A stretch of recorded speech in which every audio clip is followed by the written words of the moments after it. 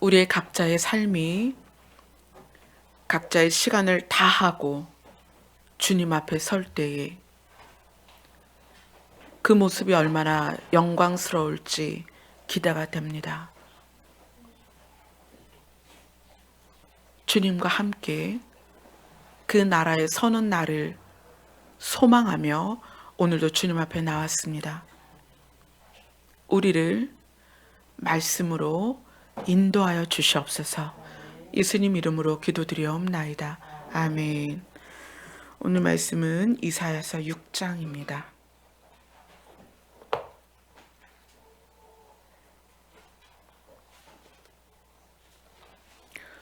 이사야서 6장 1절로 13절 말씀입니다.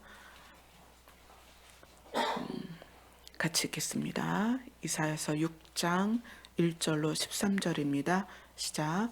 우시야 왕이 죽던 해에 내가 본즉 주께서 높이 들린 보좌에 앉으셨는데 그의 옷자락은 성전에 가득하고 스랍들이 모시고 섰는데 각기 6 날개가 있어 그 둘로는 자기의 얼굴을 가리었고 그 둘로는 자기의 발을 가리었고 그 둘로는 날며 서로 불러 이르되 거룩하다 거룩하다 거룩하다 만군의 여호와여 그의 영광이 온 땅에 충만하도다 하더라. 이같이 화답하는 자의 소리로 말미암아 문지방의 터가 요동하며 성전의 연기가 충만한지라. 그때 내가 말하되 화로다 나여 망하게 되었도다. 나는 입술이 부정한 사람이여 나는 입술이 부정한 백성 중에 거주하면서 만군의 여호와이신 왕을 배웠음이로다 하였더라. 그때 그 수랍 중에 하나가 부젓가락으로 제단에서 집은 바 핀 숯을 손에 가지고 내게로 날아와서 그것을 내 입술에 대며 이르되 보라 이것이 내 입에 닿았으니 내 악이 죄하였고 내 죄가 사여졌느니라 하더라. 내가 또 주의 목소리를 들으니 주께서 이르시되 내가 누구를 보내며 누가 우리를 위하여 갈고 하시니 그때 내가 이르되 내가 여기 있나이다 나를 보내소서 하였더니 여호와께서 이르시되 가서 이 백성에게 이르기를 너희가 듣기는 들어도 깨닫지 못할 것이요 보기는 보아도 알지 못하리라 하여 이 백성의 마음을 둔하게 하며 그들의 귀가 막히고 그들의 눈이 감기게 하라. 염려하건대 그들이 눈으로 보고 귀로 듣고 마음으로 깨닫고 다시 돌아와 고침을 받을까 하노라 하시기로 내가 이르되 주여 어느 때까지니까 하였더니 주께서 대답하시되 성읍들은 황폐하여 주민이 없으며 가옥들에는 사람이 없고 이 토지는 황폐하게 되며 여호와께서 이 멀리 옮기셔서 이 땅 가운데 황폐한 곳이 많을 때까지니라. 그 중에 10분의 1이 아직 남아 있을지라도 이것도 황폐하게 될 것이나 밤나무와 상수리 나무가 배임을 당하여도 그 그루터기는 남아 있는 것 같이 거룩한 씨가 이 땅의 그루터기니라 하시더라. 아멘. 이사야 6장은 세분화해서 여러분하고 나누려면 한 4번, 5번에 걸쳐서 나눠야 돼요. 그래서 요거를 다음에도 이제 또 나눌 건데 우선 오늘 나눠야 되는 어떤 포인트 그거를 6장 전체의 흐름 가운데에서 오늘 나누는 포인트가 또 다음에 나누는 포인트랑 좀 다를 거예요. 그래서 오늘 나누는 포인트가 어떤 건지 여러분들이 잘 듣고 도움이 되셨으면 좋겠습니다. 6장을 시작할 때 우시야 왕이 죽던 해에 이렇게 시작을 해요. 우시야 왕이 죽던 해를 거론하는 이유는 우시야 왕이 죽는 것에 굉장한 의미가 있다는 거예요. 그래서 하나님께서 이 내용을 우리가 읽으면서 하나님이 이사야를 부르는 장면이구나. 근데 이사야를 부르는데 그 부르는 장면을 우리에게 설명하기 위해서 누구를 꺼내냐면 우시야 왕을 꺼내는 거예요. 그리고 이사야를 부르는 그 시점을 우시야 왕이 죽던 그 해에 이사야를 부릅니다. 그러면 이사야를 부르심과 우시야 왕이 죽는 것 안에 어떤 의미가 있다는 것을 우리가 알 수 있죠. 그래서 우시야 왕이 죽는 것이 이사야를 부르시는 것하고 어떤 관계가 있을까 한번 보도록 하겠습니다. 우시야 왕에 대해서는 역대하로 가야 됩니다. 역대하 26장입니다.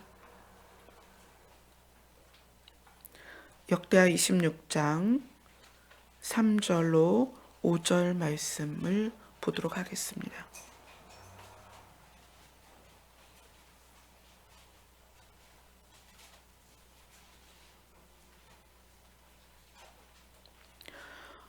역대하 26장 3절로 5절 말씀입니다. 같이 읽겠습니다. 시작. 우시야가 왕위에 오를 때 나이가 16세라. 예루살렘에서 50년간 다스리니라. 그의 어머니의 이름은 여골리하여 예루살렘 사람이더라.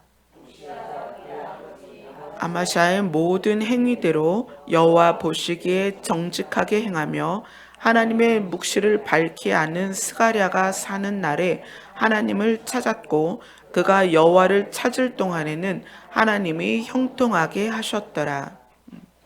우시야가 왕위에 오를 때가 16세더라. 16살에 왕이 됐어요. 굉장히 어릴 때 왕이 된 거죠. 이렇게 어린 나이에 왕이 되어서 얼마를 왕으로 있었냐면 50년간 왕위에 있었습니다. 이때 이스라엘의 역사에 보면 왕을 지낸 그 기간을 다 이렇게 이야기를 하거든요. 우시야의 아들이 27장에 보면 요담이라는 이름으로 나와요. 요담은 왕위에 오를 때 나이가 25세더라. 이렇게 나오죠. 요담은 몇 년간 다스렸냐면 16년이다. 이렇게 얘기를 해요. 25세에 왕이 돼서 그 27장 8절에 보면 예루살렘에서 다스린 지 16년이라. 그렇게 하고 죽어요. 근데 우시야는 50년을 다스렸단 말이에요. 우시야의 그 이름의 뜻을 보면 여호와는 나의 능력이다. 이런 뜻을 가지고 있어요. 그리고 우시야는 그가 통치하는 기간 동안에 어떻게 했다? 하나님을 찾았다. 그리고 하나님을 찾는 동안에 하나님이 형통하게 하셨다. 그래서 우시야의 그 재임 기간 동안에 어떤 그 나라와의 관계를 보면 26장 8절을 한번 보세요. 역대하 26장 8절입니다. 시작. 암몬 사람들이 우시야에게 조공을 바침해 우시야가 매우 강성하여 이름이 애굽 변방까지 퍼졌더라. 암몬이 이스라엘을 굉장히 괴롭혔던 족속이거든요. 근데 그 암몬 족속조차도 우시야에게 조공을 바쳤고 애굽 변방까지 우시야가 굉장히 강한 왕이고 그 이스라엘의 강함을 드러냈던 왕입니다. 그러니까 50년을 통치를 했겠죠. 그리고 그의 그 통치 기간에 어떠했는가는 또 26장 15절을 보겠습니다. 같이 읽겠습니다. 자, 또 예루살렘에서 재주 있는 사람들에게 무기를 고안하게 하여 망대와 성곽 위에 두어 화살과 큰 돌을 쏘고 던지게 하였으니 그의 이름이 멀리 퍼짐은 기이한 도우심을 얻어 강성하여짐이었더라. 이름 그대로 여호와는 나의 능력이다라는 그 이름 그대로 우시야가 재임 기간 동안에 통치 기간 동안에 하나님을 의지하였고 하나님께서 그를 도우셨는데 어떤 도우심이다? 기이한 도우심이다. 그래서 그 기이한 도우심 안에는 새로운 무기를 고안해내서 적들이 쳐들어왔을 때 전쟁을 이길 수 있는 그런 지혜까지 하나님께서 다방면의 지혜를 주셨어요. 그 중간에 읽어보면 족장의 총수가 2,600명이니 족장이 2,600명이라는 거예요. 얼마나 큰 나라예요, 그죠? 족장은 자기 부족을 다스리는 사람인데 우시야 왕 아래 족장이 2,600명이었다는 얘기예요. 족장, 그 부족을 대표하는 사람이. 그러니까 그렇게 강한 왕이었습니다. 그러니까 자기 이름대로 이 능력이 어디서 왔겠어요? 하나님께로부터 온 거죠. 그런 우시야 왕이 어떻게 변해가기 시작하냐면 26장 16절부터 보겠습니다. 16절부터 21절까지 쭉 있습니다. 시작. 그가 강성하여짐에 그의 마음이 교만하여 악을 행하여 그의 하나님 여호와께 범죄하되 곧 여호와의 성전에 들어가서 향단에 분향하러 앉으라. 제사장 아사랴가 여호와의 용맹한 제사장 80명을 데리고 그의 뒤를 따라 들어가서 우시야 왕 곁에 서서 그에게 이르되 우시하여 여호와께 분향하는 일은 왕이 할 바가 아니요 오직 분향하기 위하여 구별함을 받은 아론의 자손 제사장들이 할 바니 성소에서 나가소서. 왕이 범죄하였으니 하나님 여호와에게서 영광을 얻지 못하리이다. 우시아가 손으로 향로를 잡고 분향하려 하다가 화를 내니 그가 제사장에게 화를 낼 때에 여호와의 전 안 향단 곁 제사장들 앞에서 그의 이마에 나병이 생긴지라. 대제사장 아사랴와 모든 제사장이 왕의 이마에 나병이 생겼음을 보고 성전에서 급히 쫓아내고 여호와께서 치심으로 왕도 속히 나가니라. 우시야 왕이 죽는 날까지 나병 환자가 되었고 나병 환자가 되매 여호와의 전에서 끊어져 별궁에 살았으므로 그의 아들 요담이 왕궁을 관리하며 백성을 다스렸더라. 우시아가 자기의 이름대로 자기의 통치 기간에 하나님께로부터 도우심을 받아서 우시아 왕의 능력이 암몬으로부터 조공을 받기도 하고 어떤 전쟁에서든 늘 승리하기 때문에 부족의 수가 늘어나는 거예요. 그래서 그의 이름이 퍼져가는데 야, 하나님이 지키신다. 그의 능력은 정말 기이하다.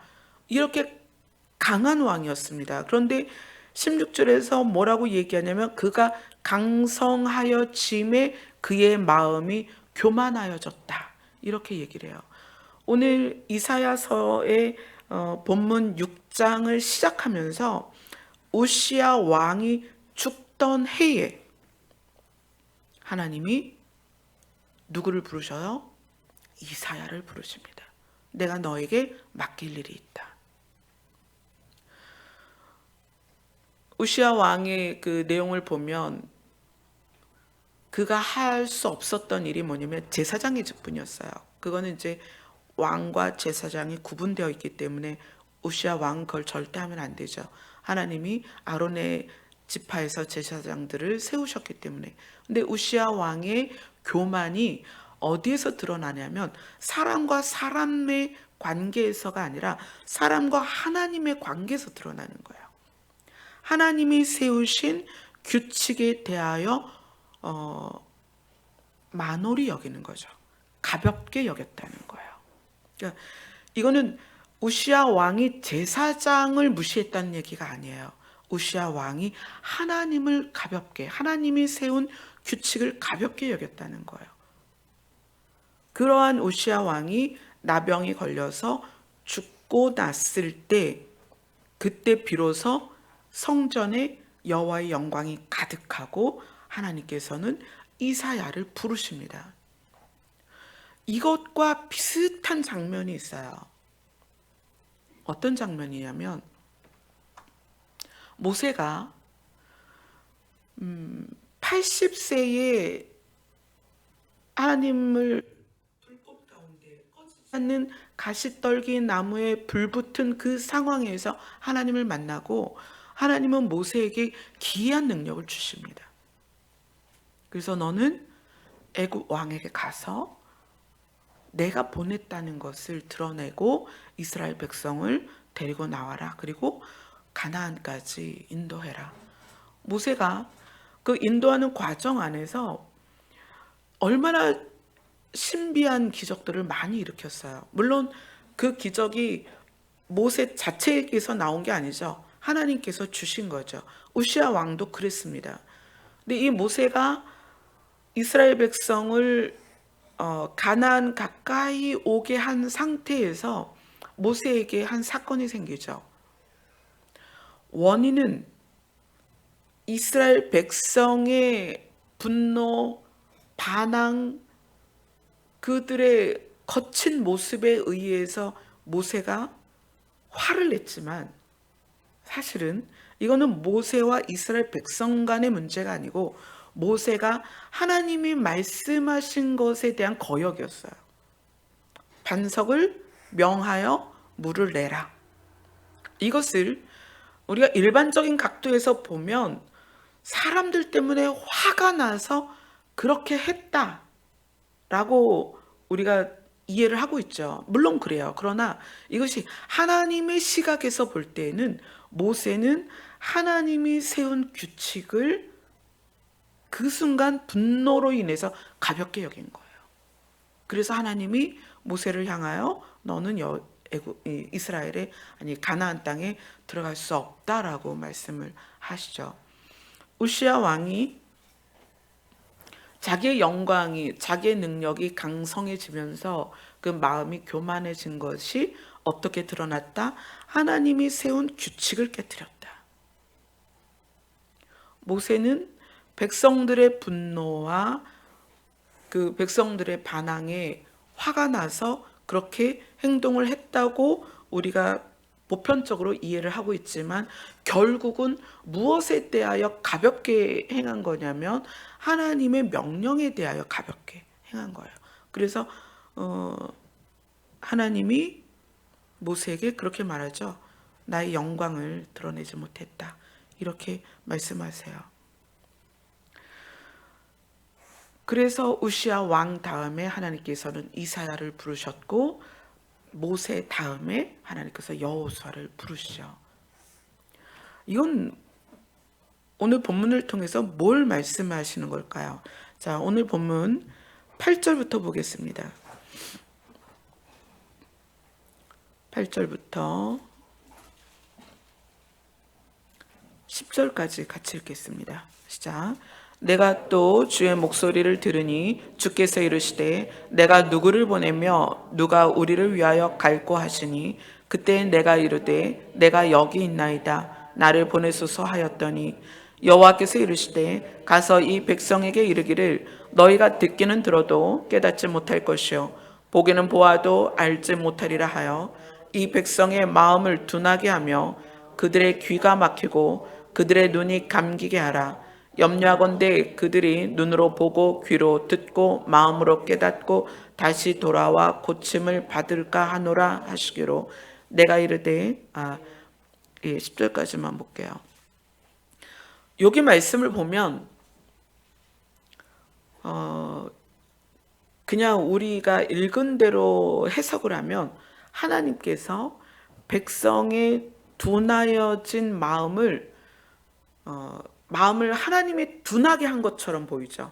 하나님이 둔하게 하시고 그의 눈들을 감기게 해서 못 보게 하시고 귀가 막혀서 못 듣게 하시는 걸로 그 의미가 나와요. 그래서 이제 다른 곳을 한번 봐야 됩니다. 이사야서 29장으로 갑니다. 이사야서 29장 9절로 12절입니다.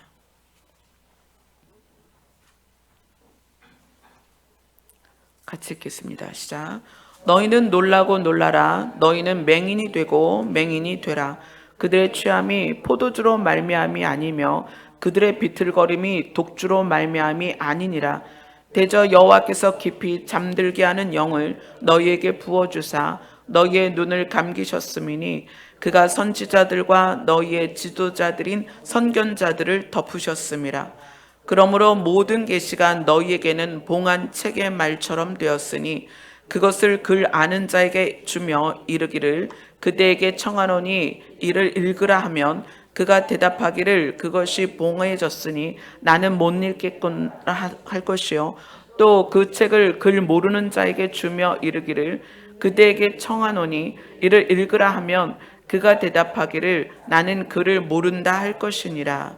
네, 여기까지 이스라엘 백성이 맹인이 되고 취한 자처럼 되고 하나님이 말씀을 주셔도 모른다는 거예요. 이거는 지도자들, 선지자들조차도 못 읽고 이해하지 못하고 가르치지도 못하는 상황이라는 거예요. 이거는 그러면은 여기서 말하는 것처럼 하나님이 깊이 잠들게 하는 영을 주어가지고 이 사람들이 아예 잠들어서 모르느냐, 이거는 어떤 의미냐면 우리가 본문 이사야 6장에서도 나온 이야기고 여기서도 지금 너희들이 보고도 모르고 주어도 못 읽고, 이 이야기는 뭐냐면 마음에 대한 이야기예요. 마음. 자, 29장 13절을 읽겠습니다. 같이 읽습니다. 시작.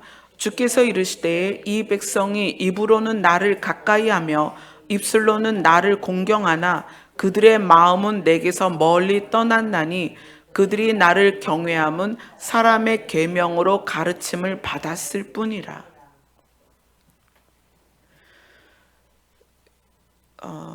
우리 교회가 이러한 부분 때문에 지금 사실 모든 시스템을 다 제거한 거고 어떤 프로그램 같은 거를 아예 도입을 안 하는 거예요.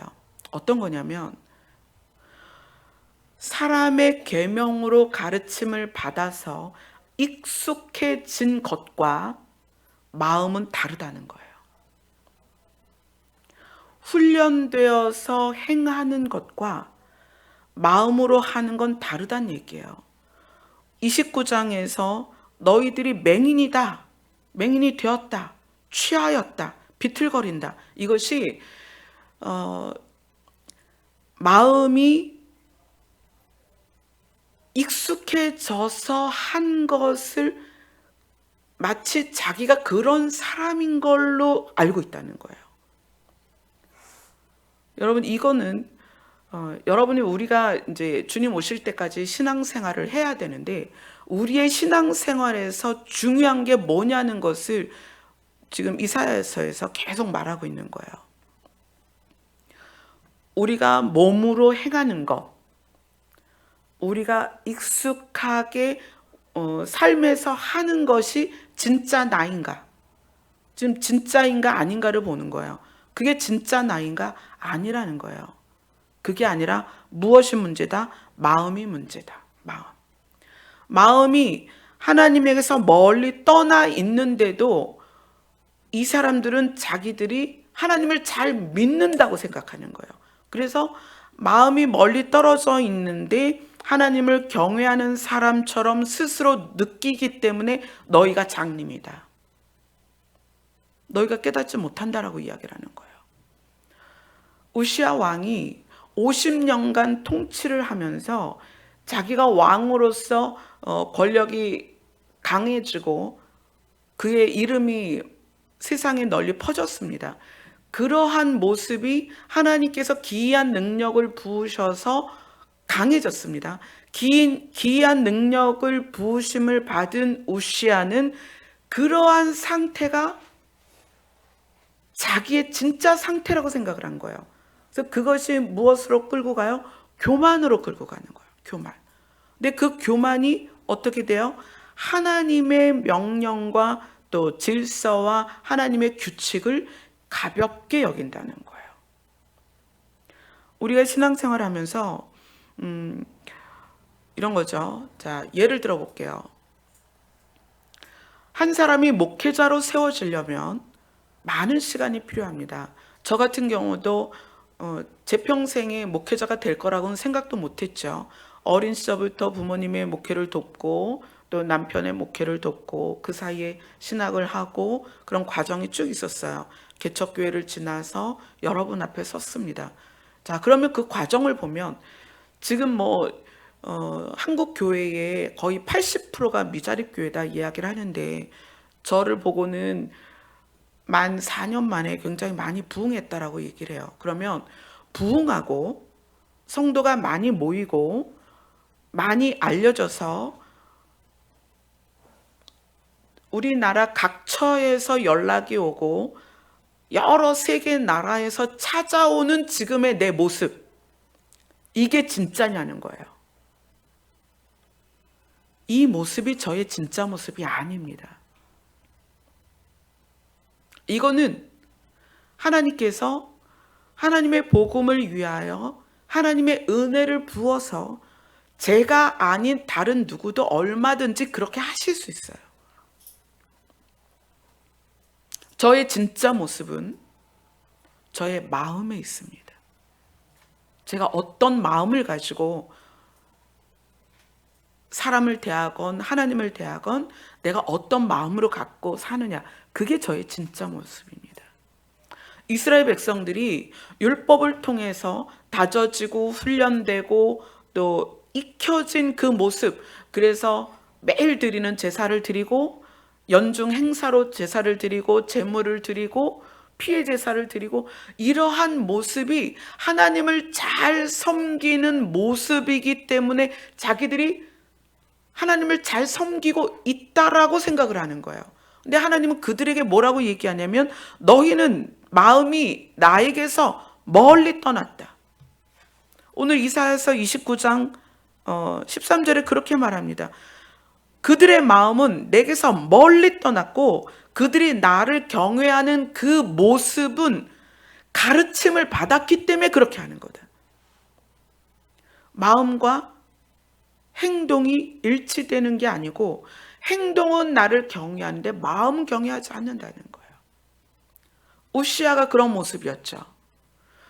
우시아가 그렇게 하나님으로부터 기이한 능력을 받아서 그렇게 50년이나 통치할 수 있는 강한 왕이 되었지만 그것이 하나님의 은혜를 많이 받았다고 해서 자기가 잘하고 있느냐? 그건 아니라는 거예요.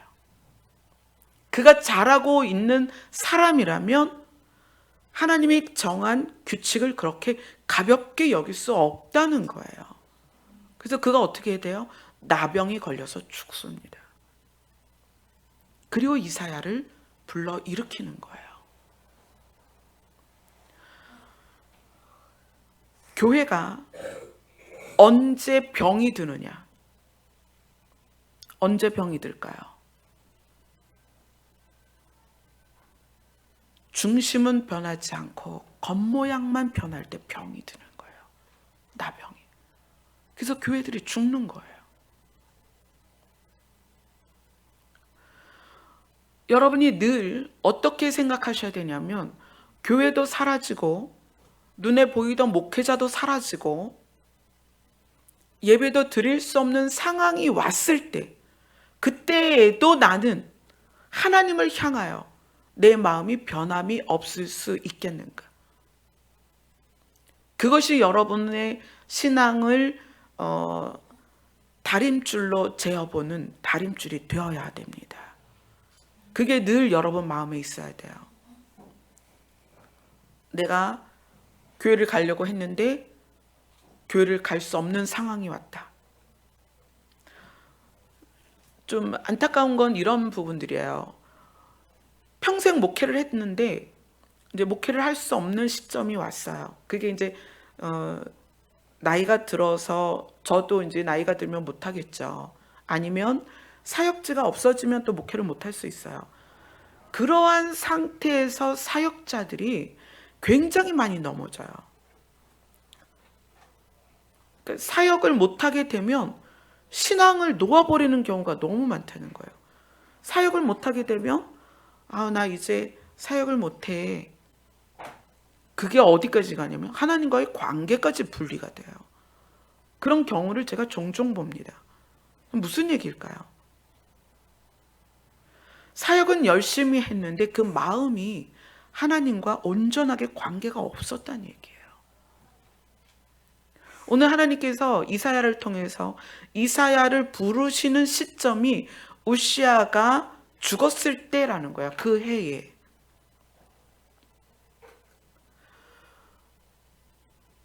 이 부분이 여러분들에게 내가 부르심을 받는 이사야인가 아니면 나병에 걸려 죽어가는 우시아인가를 또다시 나를 통해서 점검해야 되는 거예요.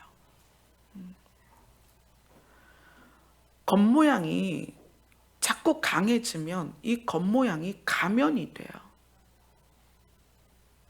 탈이 된단 말이에요. 우리가 탈을 쓰게 돼요. 굉장히 두려운 이야기입니다. 자, 한 군데를 더 볼게요. 신명기로 갑니다. 신명기 29장입니다.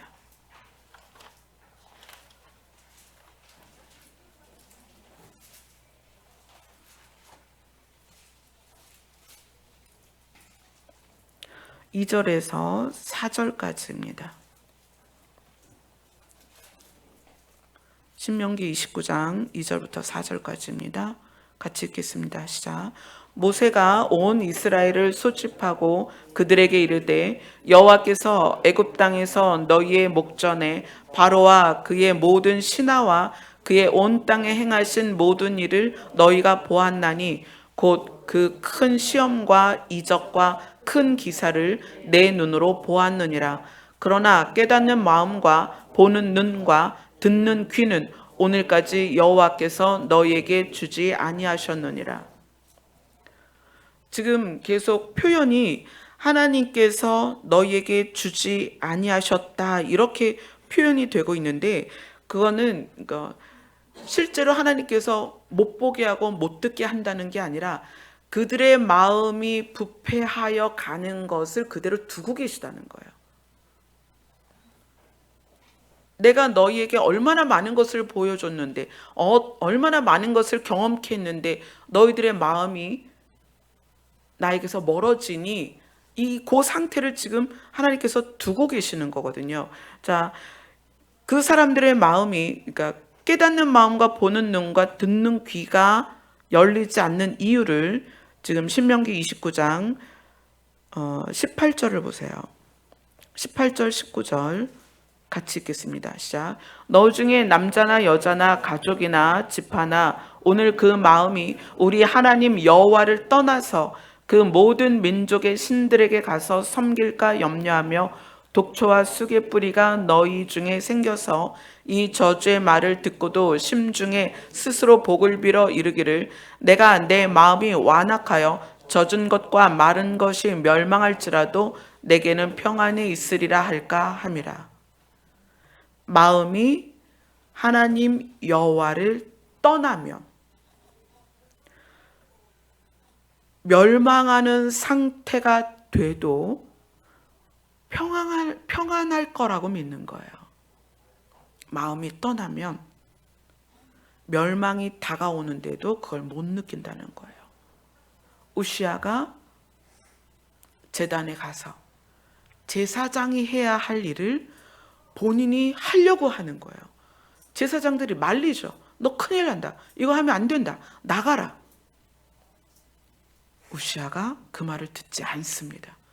그것이 바로 보아도 보지 못하고 들어도 깨닫지 못한다는 거예요. 무엇 때문에? 마음이 하나님 여호와를 떠났기 때문에. 그 상태를 하나님께서 지금 두고 보고 계시다는 거예요. 이사야 10장으로 갑니다.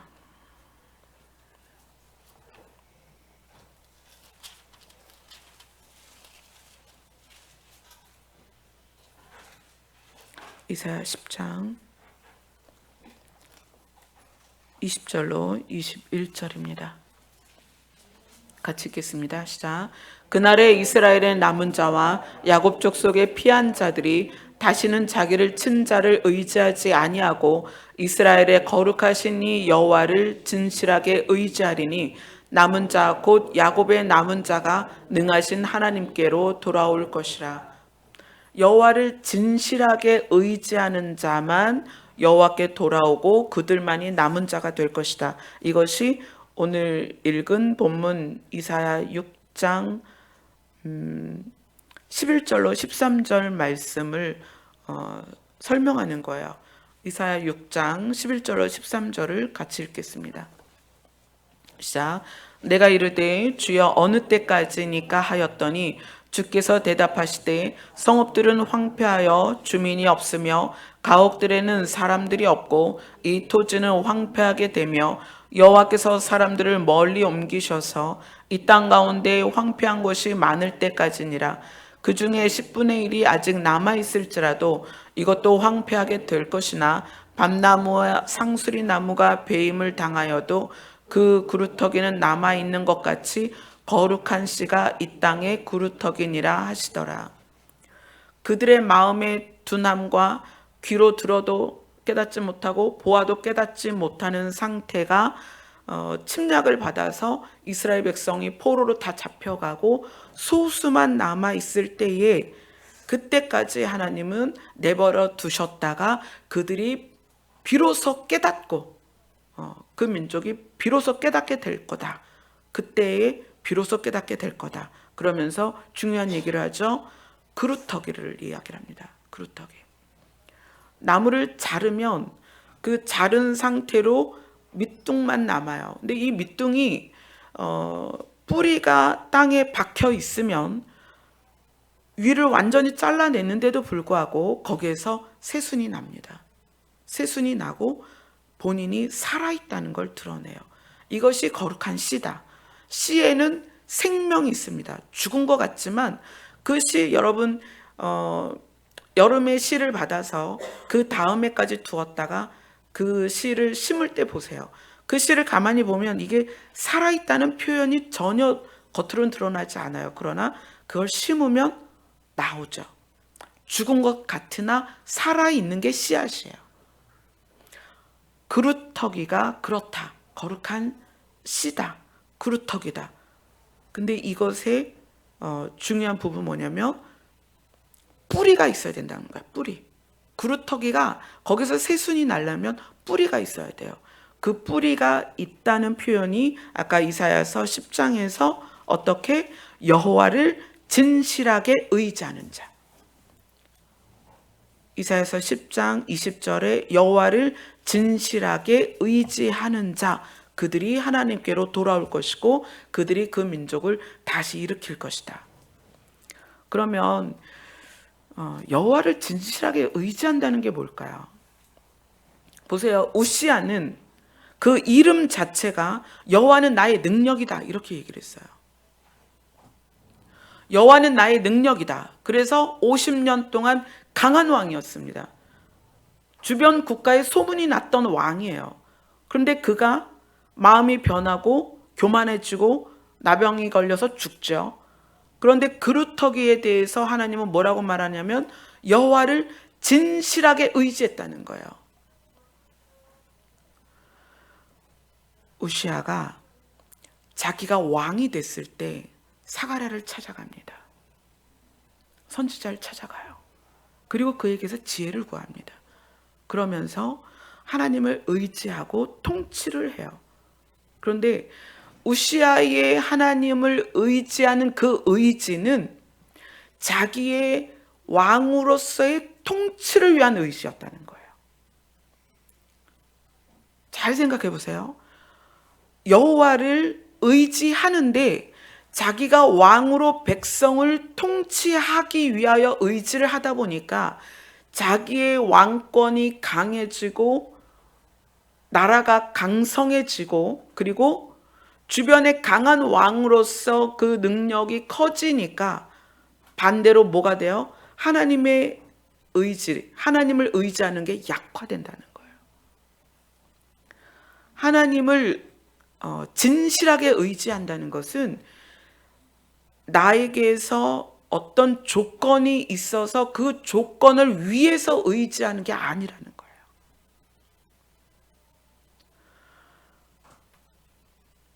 우시아 왕이 나병이 걸려서 죽던 해에 이사야를 부르시는 이 시점을 가만히 보면 우리가 우리 신앙생활을 통해서 우시아와 같은 모습이 얼마나 많은지 몰라요. 무엇을 위한 의지. 이사야 10장은 말합니다. 여호와를 진실하게 의지한 자를 그루터기 삼을 것이다. 여호와를 진실하게 의지한 자가 무엇이다? 거룩한 씨앗이다. 하나님의 나라를 살릴 것이다. 이스라엘을 부흥케 할 것이다. 교회를 살릴 것이다. 어떤 자가? 여호와를 진실하게 의지하는 자.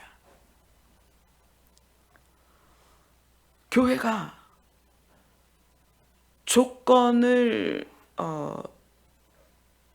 가지고서 여호와를 의지하게끔 이제까지 인도를 해왔어요. 교회의 문제입니다. 사역자들조차도 조건에 의하여 여호와를 의지하는 게 습관처럼 되어 있어요. 그걸 당연하게 얘기를 했어요. 그런데 그것이 조건이 세워지고 나면 어떻게 된다? 마음이 여호와에게서부터 멀어진다. 마음이 멀어지면 보아도 깨닫지 못하고 들어도 깨닫지 못한다. 그래서 멸망이 앞에 와도 우리는 평안할 거라고 이야기를 한다는 거예요. 그리고 그들의 모습이 어떻게 돼요? 우시안처럼 하나님이 세우신 것을 가볍게 여긴다는 거예요. 오늘 이 말씀은 보편적인 신앙생활에 대한 굉장히 예리한 가르침이에요. 정말 여러분들이 또 저 자신도 마찬가지입니다.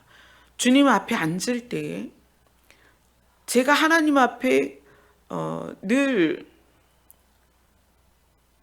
제가 잘 가고 있나요? 아니면 제가 잘 하고 있나요? 또 많은 분들이 저한테 그렇게 말씀하시거든요. 변질되지 않았으면 좋겠다. 초심을 잃지 않았으면 좋겠다. 진짜 목사였으면 좋겠다. 그게 과연 뭘까라는 거예요. 진짜 목사가 뭘까요? 초심을 잃지 않는 게 뭘까? 변질되지 않는 게 뭘까?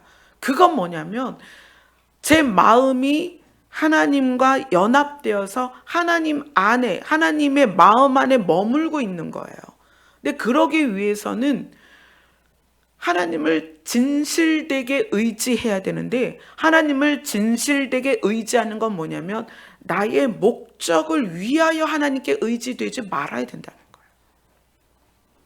하나님 자신, 그냥 신이신 그분이 인정되어서 내 상황과 형편과 상관없이 그분과 늘 여전히 동일하게 한결같이 그분과 눈을 마주치고 있어야 된다는 거예요. 그것이 언제 드러날까요? 어떤 상황이, 사건이, 문제가 나에게 왔을 때 여지없이 그것이 드러납니다. 우시아가 그 마음이 하나님과 연합되어 있다면 당연히 제사장의 역할을 하려고 들어가지도 않았겠지만, 제사장들이 그렇게 하면 안 된다. 하나님이 세우신 규칙이 있다. 제단에서 제물을 드리거나 불을 올리거나 이런 모든 것들은 제사장, 하나님이 세우신 아론 지파만 하는 거다라는 이야기를 들었을 때 당장 멈췄을 거예요. 아, 내가 지금 무슨 짓을 하는 거야? 하나님과 마음이 멀어지면 들어도 깨닫지 못합니다. 근데 하나님과 마음이 멀어지는 이유는 우리가 진실되게 여호와를 의지하지 않기 때문에 그래요. 뭐가 있다? 목적이 있다. 여호와를 의지하는 목적이 있을 때 우리의 마음이 단단해지고 교만해집니다. 우리가 주님 오실 때까지 우리의 믿음이 변질되지 않을 수 있는 유일한 방법, 그거는 우리의 마음이 하나님을 떠나지 않는 거예요. 근데 우리의 마음이 하나님을 떠나지 않는 건 우리가 하나님 앞에 목적이 없어야 돼요. 에녹이 300년을 하나님과 동행을 했다라는 것이 에녹이 목적이 없이 그저 하나님과 동행했다는 거예요. 자, 노아를 보세요.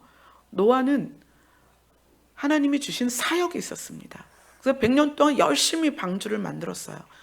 그는 100년 동안 달려나갈 그 사역의 목적이 있었습니다. 열심히 방주를 만들었어요. 그게 잘못됐다는 게 아니에요. 자, 사역에 집중되어서 그 사역을 마무리하고 홍수에서도 살아남았어요. 그런데 그 사역이 끝나니까 어떻게 됐어요? 독주로 포도주를 마시고 수치를 드러내고 자녀가 죄를 짓게 하잖아요. 우리가 사역에 집중되는 것, 어떤 그 교회에서든 삶에서든 그것에 집중되었을 때의 하나님과의 관계는 목적에 의한 하나님과의 관계가 될 확률이 굉장히 많습니다. 그럼 사역도 하지 말고 아무 일도 하지 말아야 되는가? 아니요. 사역도 하고 뭐 자기의 직장 일도 하고 뭐든지 해야죠. 다 해야 되는데 그걸 하면서 내가 점검을 해야 된다는 거예요.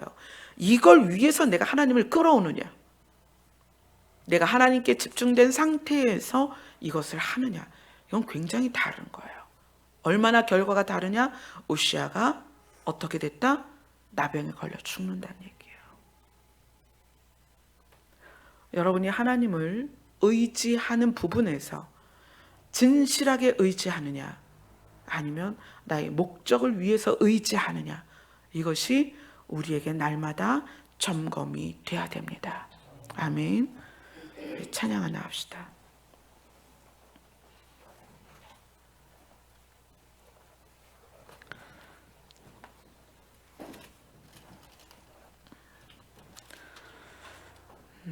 우리 353장입니다.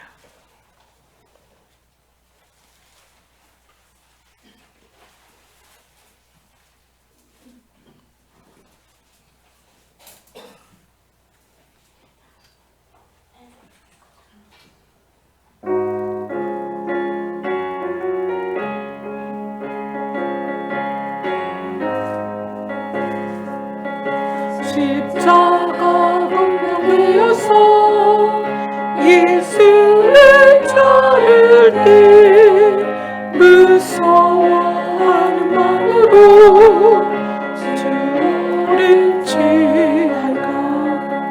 나의 주 그리스도 나를 성령 예수님 나 십자가를 벗으는 저 멸류관 쓰리 성도 피를 흘리며 그 싸움 하는데 나 어찌 병이 누워서 상받기 바랄까. 나의 주 그리스도 나를 속량했으니 나 십자가를 벗으는 저 멸류관 쓰리 이제야 많은 세상에 수많은 원수들 나 유혹하고 했지만 네 주만 따르니 나의 주 그리스도 나를 속량했으니 나 십자가를 벗으는 저 멸류관 쓰리 나 멸류관을 쓰리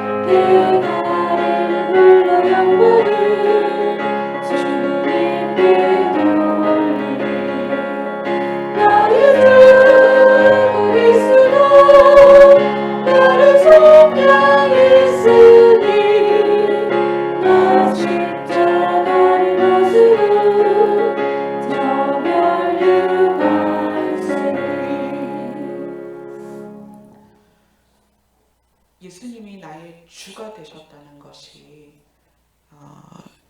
여러분에게 드러나는 때가 언제냐면 우리의 마음의 상태를 볼 때예요. 우리가 십자가 군병이 돼서 밖에 나가서 안 믿는 사람과 싸우라는 게 아니에요. 내 자신이 십자가 군병이 되라는 것은 예수 그리스도가 나의 주인이 되도록 하라는 거예요. 예수님이 나의 주인이 되시도록 내가 십자가 군병이 되어서 내 안에 나의 마음을 완악하게 하는 것들과 싸우셔야 됩니다. 그래서 예수님이 나의 주인이 되시고 내 마음이 단단해지고 사랑이 식어지고 완고해지고 교만해지는 것을 물리쳤을 때 그때야 비로소 우리가 십자가 군병으로 세상과 싸울 수 있어요. 아멘. 십자가 이렇게 들고 나간다고 십자가 군병이 되는 게 아니라 예수 그리스도가 나의 주인이 되셔야 우리가 십자가 군병이 되는 것인데, 예수님이 나의 주인이 되시는 건 뭐냐? 내 안에, 내 마음에 완악함과 싸우는 거예요. 그리고 내 마음에 굳어지는 것과 싸워서 승리해야, 그래야 주님이 나의 주인이 되십니다. 아멘. 그래야만 우시아 같은 그런 상황이 오질 않아요. 우리 기도할 때 이제 11시까지 기도할 텐데, 나에게서 우시아와 같은 성향이 없는가 살펴보세요. 내가 목적을 가지고 하나님을 의지한다면 나중에 우리의 마음이 단단해져 갈 것입니다. 우리는 어떻게 진실되게 하나님을 의지해야 된다. 그것은 목적을 위해서 의지하는 게 아니라 하나님 자신이 우리의 목적이다. 그리고 누구와 싸워야 된다?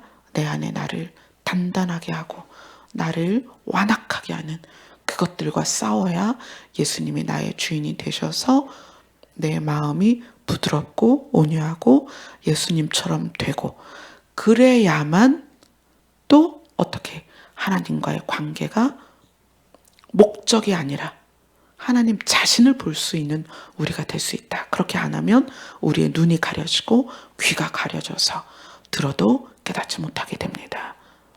기도합시다.